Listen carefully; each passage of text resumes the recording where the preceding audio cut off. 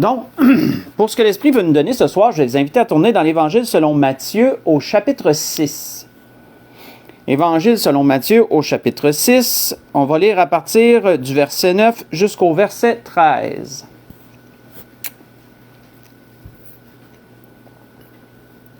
Et plusieurs vont s'y reconnaître lorsque vous allez retrouver l'endroit. Si vous avez une bonne mémoire, déjà par le verset, vous savez déjà où qu'on s'en va, juste en vous disant l'endroit. Mais sinon, vous allez vous y reconnaître. On voit que là où on va lire le Seigneur, les disciples ont demandé à Jésus de leur enseigner comment prier. Et le Seigneur leur a donné une prière qu'on appelle le Notre Père, qui est un modèle de prière. Donc, on va la lire et ensuite, on va commenter. L'Esprit veut nous amener sur un point dans le Notre Père et il veut développer sur ce point-là. Donc, ça va comme suit. Voici donc comment vous devez prier, verset 9. Matthieu, chapitre 6, verset 9. Voici donc comment vous devez prier.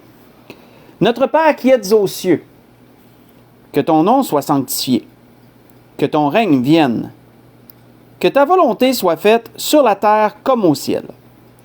Donne-nous aujourd'hui notre pain quotidien.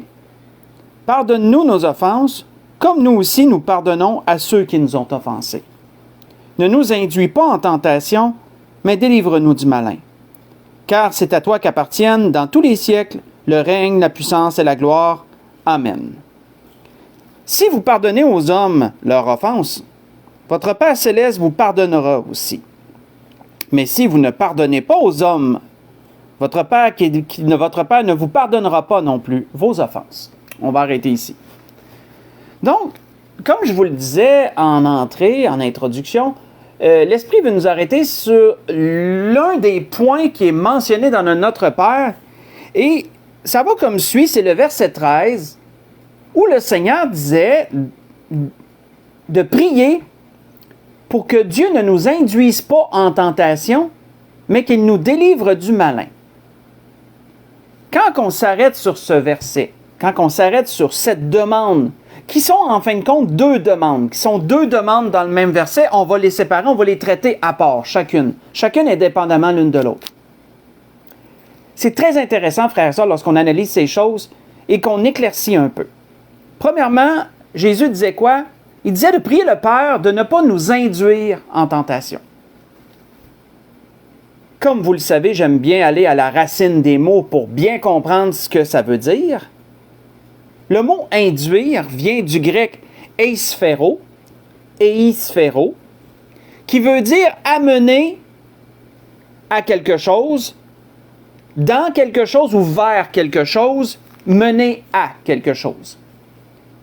Donc, le Seigneur, dans un premier temps, quand il disait « ne nous induis pas en tentation », c'est qu'il disait « priez le Père de ne pas vous mener vers la tentation, de ne pas vous apporter vers la tentation. » Mais ça soulève un point, frères et sœurs, parce que de la façon que c'est dit, ça peut amener une mauvaise compréhension. Parce que dans un premier temps, quand on le lit comme ça, c'est comme si on devait prier le Seigneur de ne pas nous tenter. De ne pas permettre qu'on soit tenté, de ne pas nous tenter. Ne nous induis pas en tentation. Ça apporte une confusion, ça, au départ, quand on le lit comme ça. Ne nous induis pas en tentation. Parce que Jacques, lui, il nous dit clairement, et Jacques dément tout de suite ce point, à propos de Dieu, à propos de notre Père, qu'est-ce qu'il ne faut surtout pas penser dans cette première demande qu'on voit? Qu'est-ce qu'il ne faut surtout pas penser? Là où ça peut porter à confusion. On voit que Jacques, lui, nous donne une spécification très claire. Jacques dit que personne, lorsqu'il est tenté, ne dise « c'est Dieu qui me tente ». Donc, ça, c'est clair. Ce n'est pas Dieu qui te tente. Lorsque Jésus dit « Père, ne nous induis point en tentation », c'est pas « Père, ne nous tente pas ». C'est certes pas ça. Donc, que personne, lorsqu'il est tenté, ne dise « c'est Dieu qui me tente ». Car Dieu ne peut être tenté par le mal, et il ne tente lui-même personne. Mais chacun est tenté quand il est attiré et amorcé par sa propre convoitise. Voyez ça dans Jacques chapitre 1, j'ai lu verset 13 et le verset 14. Donc, nous voyons que Jacques enlève un faux semblant immédiat. Et ce faux semblant, c'est que dans cette première partie de la demande, cette première demande, dans le fond, il est très clair que ce n'est pas Dieu qui nous tente. Il est très clair que la demande n'est pas dans le sens-là, Père, ne nous tente pas. Non, parce que Dieu ne tente personne et Dieu ne peut pas être tenté. Même si Satan voudrait essayer de tenter Dieu, ça serait bien en vain qu'il pourrait le faire. Il ne peut pas le faire. Il le sait. Satan le sait. Mais le mot eisphéro et la façon que c'est apporté amène le point que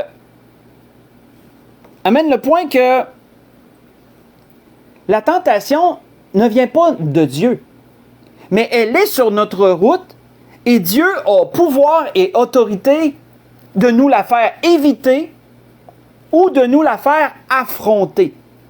Et c'est vraiment cette pensée qui englobe cette première demande. Dieu a le pouvoir de nous faire éviter la tentation de toutes les façons que Dieu peut le faire, par des avertissements, par des circonstances diverses où il peut nous empêcher d'être à un endroit ou de faire telle et telle chose parce que Dieu sait que ça peut mener à une tentation. Comme que Dieu peut ne rien dire et ne rien faire pour que nous ayons à surmonter la tentation, que nous affrontions et que nous surmontions la tentation. Mais Dieu a ce contrôle, il a ce pouvoir. Et c'est dans ce premier temps que le Seigneur disait cela, « Père, ne nous induis pas en tentation. » Mes frères et sœurs, nous avons de belles assurances dans la parole, il y a de belles promesses. Sans perdre l'endroit, tournez avec moi dans 1 Corinthiens 10, voyons ce qui a été promis pour ceux qui doivent affronter la tentation. Parce que oui, parfois Dieu peut permettre que nous devions affronter des tentations. Et vous savez, c'est comme un père de famille avec son enfant, un père ou une mère, des parents, on va dire sages, savent que tu ne peux pas toujours te pitcher devant ton enfant pour y faire éviter les moindres petits dangers, les moindres petites choses. Parfois, si tu vois qu'il y a quelque chose qui est dangereux, mais dangereux sans être dangereux pour sa vie, là, ben parfois, tu dois laisser ton enfant affronter certaines affaires par lui-même pour qu'il apprenne de ces choses. Et Dieu est comme ça pour nous. Dieu, en Père qu'il est, sait quand nous devons éviter la tentation parce qu'on pourrait y succomber ou lorsqu'on doit affronter et surmonter les tentations. Et on voit la promesse que l'apôtre Paul disait ici aux Corinthiens, verset 13, 1 Corinthiens 10, verset 13, qui est directement lié à cette première pensée. Paul disait, aucune tentation ne vous est survenue qui n'ait été humaine. Et Dieu qui est fidèle, ça c'est important, Dieu qui est fidèle, ne permettra pas que vous soyez tentés au-delà de vos forces, mais avec la tentation, il préparera aussi le moyen d'en sortir, afin que vous puissiez la supporter. Donc, on peut voir qu'on est toujours sous supervision. Hein? Dieu veille. Dieu veille. Mais le premier point qui est important, c'est celui-là. Vous savez, cette demande ne nous induit pas en tentation, a fait écho à ce que le Seigneur lui-même a demandé un jour au Père. Le Seigneur lui-même, frères et sœurs, lorsqu'il était au jardin de Gethsémani et qu'il était dans l'angoisse et dans la souffrance morale et physique à cause des épreuves qui allaient venir bientôt, qui allaient survenir, mais qu'est-ce que le Seigneur avait dit à notre Père, à son Père? Qu'est-ce que le Seigneur avait dit à Dieu? Le Seigneur avait dit, « Mon Père, s'il est possible que cette coupe s'éloigne de moi. » Hein, je le sais que ça va se présenter sur ma route. Mais est-ce que ça serait possible de me la faire éviter? Donc, s'il est possible que cette coupe s'éloigne de moi, si je peux éviter cet obstacle, si je peux éviter cette épreuve, toutefois, non pas ce que je veux, mais ce que tu veux, disait le Seigneur. Vous voyez ça dans Matthieu 26, verset 39. Donc, ça va dans le même sens. Le Seigneur priait le Père de ne pas permettre qu'il ait à traverser cette épreuve, mais toutefois, s'il devait la traverser, mais qu'il en soit ainsi.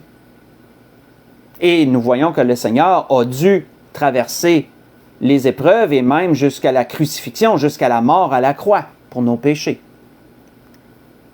Mais c'est la même chose. Dans cette première pensée, nous demandons à Dieu, Père, s'il est possible de me faire éviter la tentation, ou telle tentation, ou telle chose. Père, s'il est possible de me le faire éviter. Mais toutefois, non pas ma volonté, mais la tienne. Parce que je suis conscient que parfois, je dois affronter et surmonter les choses. Je ne peux pas toujours les éviter. Mais bien sûr, frères et sœurs, cette première pensée est toujours dans un esprit d'obéissance à Dieu et non dans un esprit de « ben même si je cours après le trouble, il va me faire éviter le trouble. » Comprenons-nous? Parce que si nous sommes dans la pensée, ben je vais courir après le trouble puis il va quand même me le faire éviter, ben là, on peut se mettre le doigt dans l'œil. Là, on peut se tromper. Parce que si tu cours après le trouble, ben ça se peut que le trouble soit sur ta route. Si tu cours après un problème, mais c'est possible que le problème soit sur ta route puis que tu vas avoir l'épreuve qui va suivre le problème. Et ça ne sera pas parce que Dieu n'a pas voulu te le faire éviter. C'est parce que toi, tu t'es garoché dedans, là, comme on dit en bon québécois. Là. Tu t'es jeté les deux pieds dedans. Et là, c'est souvent le moment où on prie Dieu de nous en sortir. Et dans son amour, Dieu peut le faire ou Dieu peut dire, ben, tu vas surmonter ça. Là. Donc, dans un premier temps, c'est bien, frères et sœurs, on a le droit de demander à Dieu d'éviter les choses. On a le droit de demander à Dieu de ne pas nous amener vers quelque chose, de ne pas nous mener à ça. Parce que c'est ce que le mot « induire » veut dire. Excusez, j'essaie de le dire dans le moment. Eisphéro, hein? De ne pas nous amener dans ou nous amener vers quelque chose. Donc, on a le droit de demander à Dieu ça, de nous permettre d'éviter telle et telle chose. Mais toutefois, on se soumet à Dieu selon sa volonté. Dans tout ça. Le deuxième point, frères et sœurs, on va aller encore plus profond. Parce qu'il est dit, ne nous induis pas en tentation, mais délivre-nous du malin. J'ai resté moi-même très surpris dans ce que l'Esprit m'a amené, dans ça. La deuxième demande, mais délivre-nous du malin. Premièrement, dans un premier temps, on se dit tout de suite, ben, autrement dit, ce qu'on demande à Dieu, ce que le Seigneur disait de demander à Dieu, c'est de nous permettre de vaincre le diable. Hein? Délivre-nous du malin, de nous permettre de pouvoir échapper au diable, de pouvoir échapper à quelque chose que le diable ne puisse pas nous affronter, que le diable ne puisse pas se battre contre nous, qu'il ne puisse pas nous vaincre. Délivre-nous. Hein, si le diable te tend un piège, si le diable est après toi, Seigneur, délivre-moi du malin, délivre-moi du diable. Donc, dans un premier temps, c'est ce que la demande peut sembler. Et ça semble quand même aller dans le sens. Mais ça va beaucoup plus loin que ça. Premièrement, quand on regarde le mot grec pour dire « délivre-nous du malin », quand on regarde le mot le malin, je veux dire, quand on regarde le mot grec pour signifier le malin, c'est particulier. Déjà là, on voit qu'on va plus loin. C'est que la traduction, parce que vous savez, dans le français, il y a certaines traductions qui disent « délivre-nous du mal » et d'autres qui disent « délivre-nous du malin ». Donc, il y a ces deux traductions-là et on peut retrouver parfois « délivre-nous du mal » et « délivre-nous du malin » dépendant de la traduction dans laquelle on est. Mais quand on regarde le mot grec ici qui est « poneros », pour malin, là, Poneros nous dit que c'est de la contrariété. Ça veut dire contrariété, privation, difficulté, péril. Donc, dans un premier temps, ce que le Seigneur disait, c'était comme si il nous disait de demander à Dieu, délivre-nous des difficultés. Délivre-nous du péril. Délivre-nous des contrariétés. Dans un premier temps, c'est ce que le mot veut dire. Donc, on voit que là, on ne parle pas du diable directement. Donc, ça, c'est un premier point. On voit que la traduction Louis II, sur ce point, mais on va voir que Louis II, il marquait quand même quelque chose. Lorsqu'on va aller encore plus creux que ça, on va le voir. Mais dans un premier temps, ça semble être contradictoire. Parce que ce n'est pas du diable directement, quand on regarde le mot grec qui nous a demandé d'être délivrés, c'est des difficultés. C'est des épreuves, autrement dit, qu'on doit affronter. Donc, Père, délivre-nous des difficultés. Mais là, l'Esprit ne m'a pas donné à me contenter de ça. L'Esprit m'a poussé à aller encore plus loin. Aller même jusqu'à, et ça je fais ça rarement, d'aller jusqu'à ce point-là, aller même jusqu'à regarder la phrase en hébreu. Qu'est-ce que le Seigneur a dit dans sa langue natale, en hébreu? Là? Qu'est-ce que le Seigneur a dit? Et là, j'ai resté surpris. Ça va encore plus loin que ça.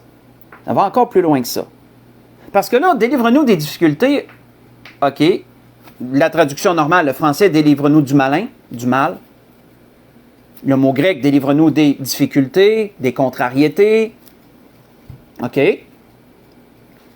Mais en hébreu, qu'est-ce qui était dit?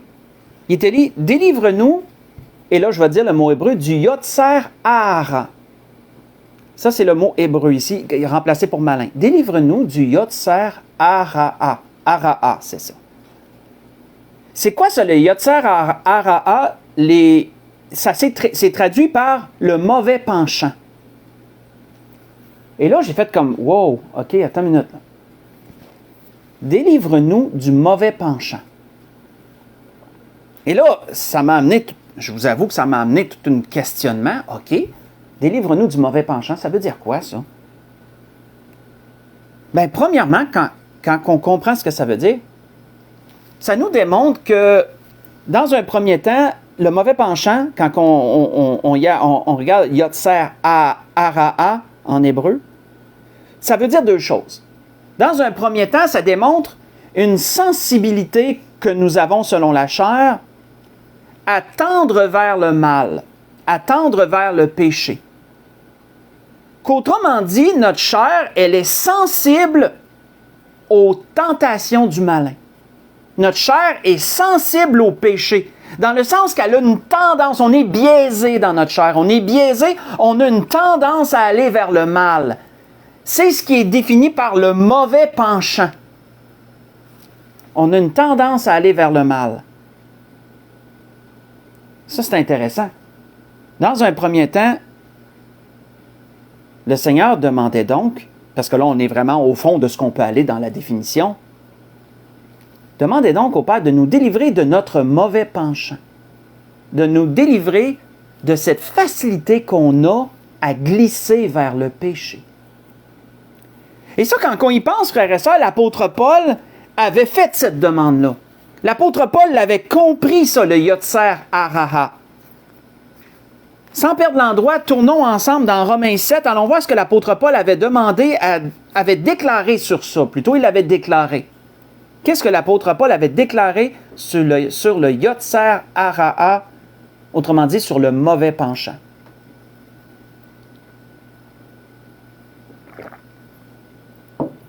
Dans Romains chapitre 7, si on lit à partir du verset 14. Excusez. À partir du verset 14 jusqu'au verset 24. Verset 14 jusqu'au verset 24. Romains chapitre 7. L'apôtre Paul disait, « Nous savons en effet que la loi est spirituelle, mais moi je suis charnel. » Notez qu'est-ce qu'il va dire Paul à propos de son propre corps. Il dit, il dit, nous savons en effet que la loi est spirituelle, mais moi je suis charnel, je suis vendu au péché. Car je ne sais pas ce que je fais, je ne fais point ce que je veux, et je fais ce que je hais. On voit déjà un combat intérieur. L'apôtre Paul nous définit un combat intérieur. Je voudrais faire quelque chose, mais je fais le contraire. Je le sais que c'est pas bien, mais je le fais pareil. Or, si je fais ce que je ne veux pas, je reconnais par là que la loi est bonne. Et maintenant, ce n'est plus moi qui le fais, mais c'est le péché qui habite en moi. C'est le péché qui habite en moi. Ce qui est bon, je le sais, n'habite pas en moi, c'est-à-dire dans ma chair. J'ai la volonté, mais non le pouvoir de faire le bien. Car je ne fais pas le bien que je veux, et je fais le mal que je ne veux pas. Et si je ne fais pas ce que si je fais ce que je ne veux pas, ce n'est plus moi qui le fais, c'est le péché qui habite en moi. Je trouve donc en moi cette loi. Quand je veux faire le bien, le mal est attaché à moi. Qu'est-ce que Paul est en train de nous décrire ici, frères et sœurs? L'apôtre Paul est en train de décrire exactement ce que le Seigneur disait dans le Notre Père. Délivre-nous du Yotzer Hara. Délivre-nous du mauvais penchant. Délivre-nous de notre tendance à glisser vers le péché, de cette facilité qu'elle a notre chair à répondre au péché. Délivre-nous de ça. Premièrement, délivre-nous de ça. Car je prends plaisir à la loi de Dieu, selon l'homme intérieur. Mais je vois dans mes membres une autre loi, qui lutte contre la loi de mon entendement et qui me rend captif de la loi du péché qui est dans mes membres. Misérable que je suis, qui me délivrera de ce corps de mort, disait-il. On va arrêter ici. Donc, frères et sœurs, on peut voir que là, la demande du Seigneur prend un sens un peu particulier qu'on n'avait pas pensé à prime abord. Quand on lit en français « Délivre-nous du malin », là, c'est très vague. On pense que c'est de « Délivre-nous du diable ». Et on va voir que dans un sens, oui, c'est ça. Mais dans un premier temps, ça va plus loin que ça. Quand on regarde le mot grec, « Délivre-nous des difficultés ». OK, mais qu'est-ce qui est cause des difficultés? C'est-tu, ça me tombe-tu toujours sur la tête comme ça? Est-ce que je marche puis pop une difficulté, pop une difficulté, pop une difficulté? Ou si c'est pas nous parfois qui nous attirons des difficultés à cause de notre faiblesse, à cause du péché qui habite en nous. Là, voyons-nous, on va toujours plus loin. Et là, quand on arrive au fond de la définition, là, on comprend que la délivrance est premièrement de notre mauvais penchant du Yotzer Hara. Et là, ça l'aide à comprendre tout le reste.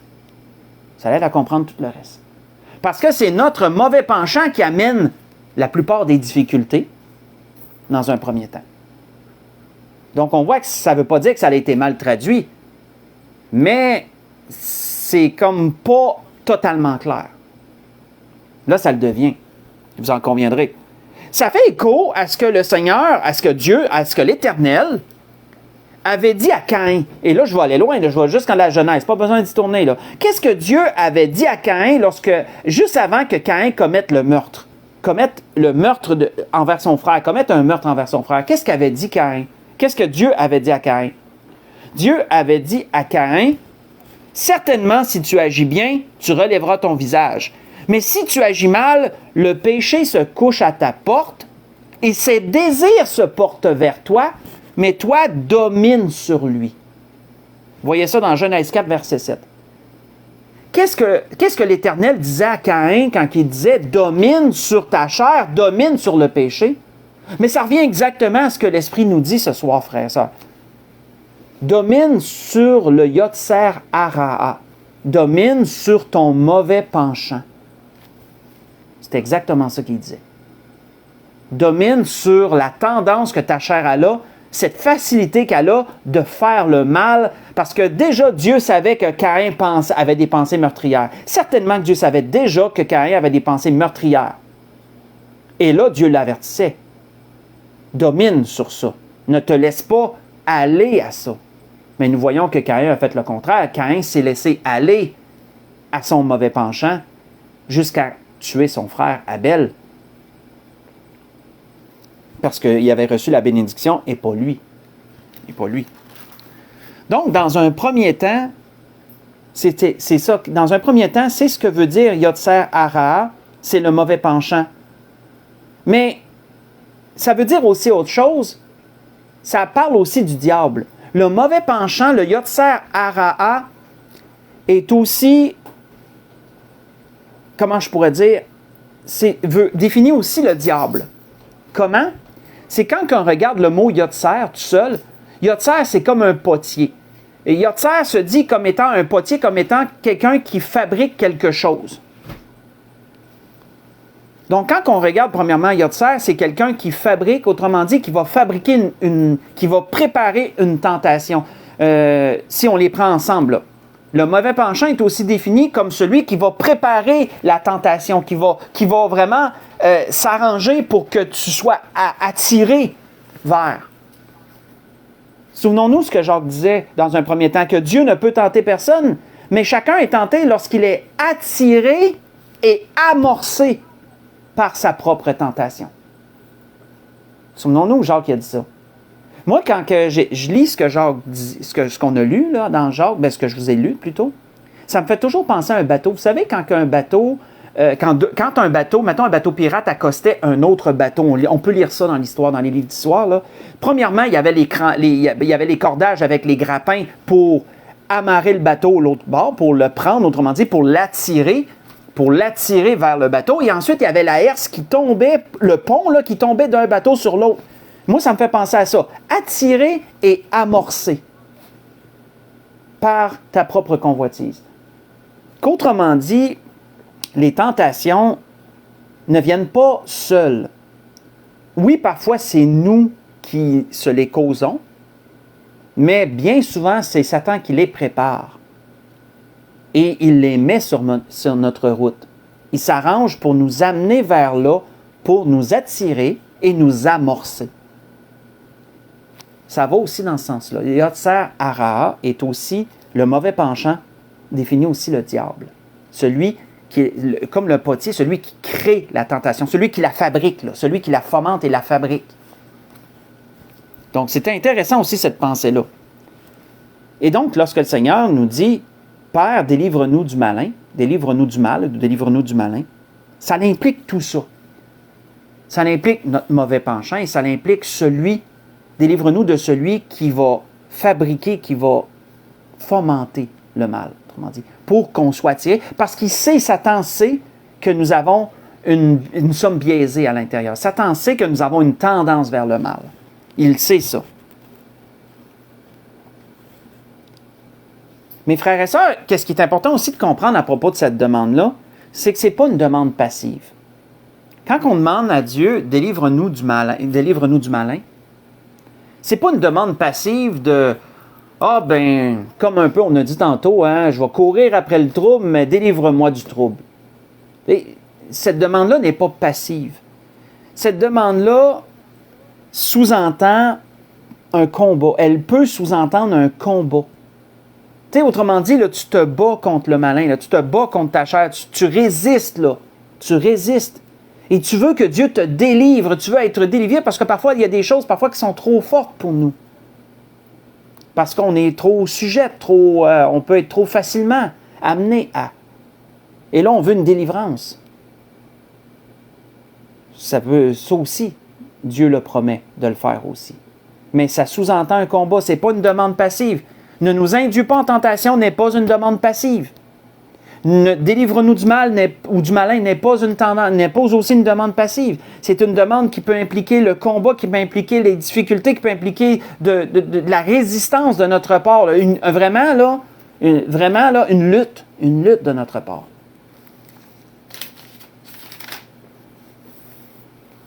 C'est ce que Jacques disait également, on peut aller vers là avant de s'en aller vers la conclusion. C'est ce que Jacques disait également dans Jacques chapitre 4, si vous voulez tourner avec moi. Dans Jacques au chapitre 4.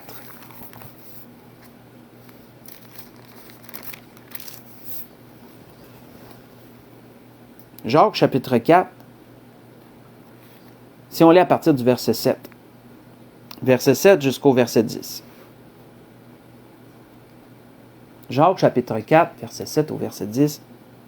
Quand Jacques disait « Soumettez-vous donc à Dieu, résistez au diable, et il fuira loin de vous. » Cette demande, délivre-nous du malin, implique une résistance de notre part. Ça implique un combat de notre part. Parce que notre mauvais penchant, notre Yotzer Hara, on en a tous des différents, mais la chair, elle a une facilité à aller vers là. ça implique un combat d'être délivré de ça. On voit qu'il est dit « Approchez-vous de Dieu et il s'approchera de vous. Nettoyez vos mains, pécheurs, purifiez vos cœurs, hommes irrésolus. Sentez votre misère, soyez dans le deuil et dans les larmes, que votre rire se change en deuil et votre joie en tristesse. Humiliez-vous devant le Seigneur et il vous élèvera, dit-il. » Et vous savez, Pierre allait dans le même sens. Pierre allait dans le même sens quand Pierre avait dit « Soyez sobres et veillez, votre adversaire le diable rôde comme un lion rugissant, cherchant qui il dévorera. Résistez-lui avec une foi ferme, sachant que les mêmes souffrances sont aussi imposées à vos frères dans le monde. » Vous voyez ça dans 1 Pierre chapitre 5, verset 8 et verset 9. C'était ce que l'Esprit voulait nous parler ce soir. Donc, on a vu le Notre Père, qu'on connaît, que j'imagine la plupart d'entre vous connaissez. Moi, c'est parmi les prières c'est le modèle de prière que j'ai appris à mes jeunes, je pourrais dire, dans les cours que je fais, les cours du dimanche que je fais aux enfants. Je leur fais mémoriser des portions de la parole. Le Notre Père, ils l'ont mémorisé. La plupart sont capables de le dire par cœur, ce qui est excellent. Je leur rappelle que c'est un modèle. Ça ne veut pas dire qu'on doit toujours dire ça en priant. Mais nous voyons dans ce modèle divers points, et il serait intéressant d'aller dans chacun des points, mais ce n'est pas ce qu'on va faire ce soir. Mais l'Esprit voulait éclaircir ce soir ce point quand Jésus disait « Ne nous induis pas en tentation ». Dans un premier temps, on comprend maintenant que, et peut-être vous l'aviez déjà compris, certainement, j'imagine, que ça ne veut pas dire que c'est Dieu qui nous tente. Non. C'est que ce Dieu a le pouvoir de nous faire éviter les tentations ou il peut permettre qu'on doit les affronter. Et si on doit les affronter, bien, il y a une promesse qui suit ça, ce qu'on a lu dans 1 Corinthiens 10, que Dieu va préparer aussi le moyen d'en sortir pour qu'on puisse supporter la tentation. Mais cette première demande n'est pas, encore là, elle n'est pas passive, elle ne doit pas être passive. On ne peut pas s'imaginer que Dieu va nous éviter le mal si on court dedans. On ne peut pas dire « ne nous induis pas en tentation » si nous courons après les tentations. En d'autres mots. On voit par la suite qu'il est dit, le Seigneur disait deuxièmement, « Mais délivre-nous du malin. » On a vu dans un deuxième temps que plus qu'on va chercher la signification des mots, plus qu'on va loin. Là. Qu'à la base, ce n'est pas juste du diable. À la base, c'est ce qui est dans notre chair. C'est le péché qui habite dans notre chair. C'est cette facilité qu'on a à glisser vers le mal quand on a regardé la phrase en hébreu, « Yotzer hara'a », qui est le mauvais penchant, qui se définit par le mauvais penchant. Délivre-nous de notre mauvais penchant. Et on a vu que ce mauvais penchant représente aussi le diable, le fabricant, le Yotzer, celui qui fabrique le mal, celui qui le prépare, qui tend le piège, en d'autres mots, qui tend le piège. Donc, délivre-nous de notre mauvais penchant, mais de celui aussi qui tend le piège pour attirer notre mauvais penchant, pour nous attirer, nous amorcer par le mauvais penchant. Donc, voyons-nous, il y a toute une pensée en arrière de ça. Et c'est ce qu'on a vu ce soir, c'est ce que l'Esprit a voulu nous montrer. Pour conclure, on va aller dans 2 Thessaloniciens 3, on va conclure là. 2 Thessaloniciens chapitre 3. 2 Thessaloniciens chapitre 3. On va lire du verset 1 au verset 5.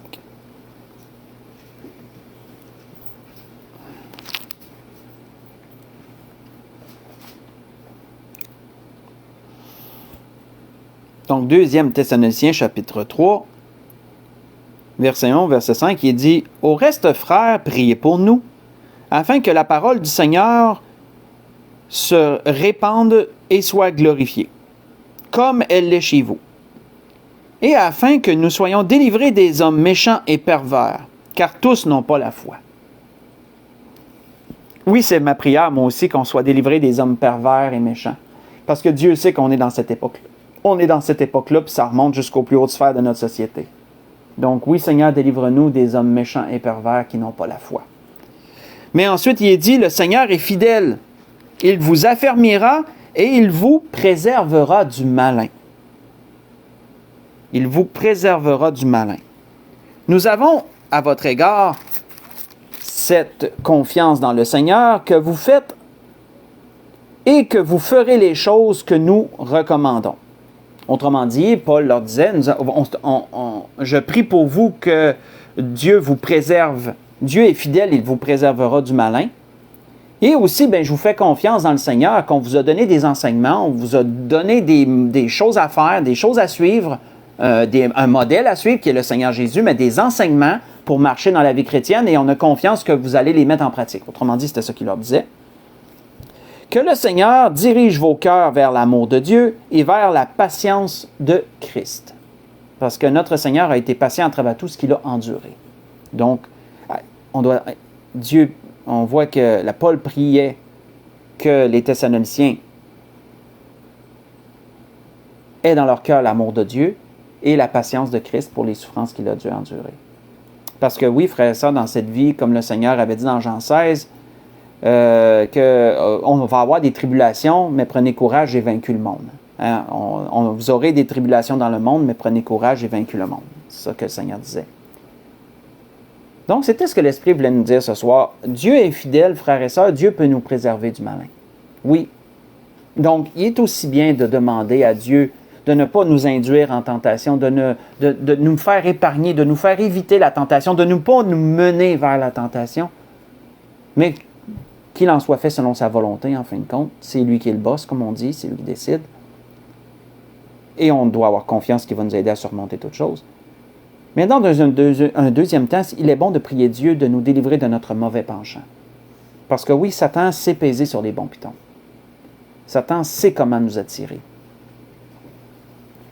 Il sait qu'on n'attire pas une mouche avec du vinaigre, comme un pasteur aimait dire. C'est un pasteur américain qui aimait bien dire ça. Frère Clyde Cooper, il aimait bien dire ça. Il disait ça souvent. On n'attire pas des mouches avec du vinaigre, mais on les attire avec du miel. Ça, le diable le sait aussi. Si nous autres, on est les mouches, là, le diable le sait qu'on n'attire pas des mouches avec du vinaigre, mais on les attire avec du miel. Donc voilà, c'était ce que l'Esprit voulait nous dire ce soir et vraiment rentrer dans la profondeur de ce que veut dire d'être délivré, de ne pas être induit en tentation et d'être délivré du malin. Autrement dit, de notre mauvais penchant, du Yotzer Hara, dans tous ses sens. Donc, je voudrais vous souhaiter à tous et à toutes une belle fin de soirée. Puissions nous méditer sur ce que l'Esprit nous a donné ce soir. Et je vous souhaite aussi une belle semaine. Soyez bénis.